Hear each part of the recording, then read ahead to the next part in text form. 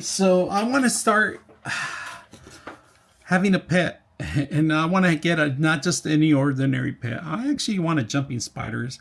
I know they don't last long, but I want to see if I could get one and save them in here. So I'm going to show you a couple of things that are included in here.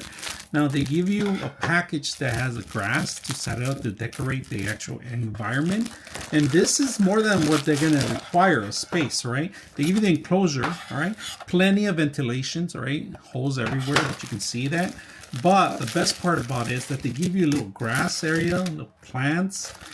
Decorating should be an ease on this one because everything's included. Look at this, they even include stones in areas with magnets and stuff, right?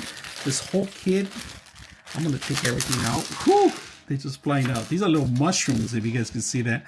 So let's set it up and see how it works. So they give you adhesive so you don't have to worry about anything, and this is all non-toxic, so made for just those creatures in case you have either lizards or spiders, and pretty much now. All right, so this is my final view. I like it. I'm not going to put any of the grass. It kind of sheds everywhere right now, and I want to be able to see the creatures that I'm going to put in here, but you could decorate it as you want. My recommendation, don't use the adhesives. Maybe add your glue into it, your crazy glue, but non-toxic glue that you can set up, because some animals can die from it. So just make sure you read the instructions prior to setting up if it's okay for certain creatures. All right, and they do have silicone specially just made for any kind of these enclosures, and of course they have plenty of ventilations.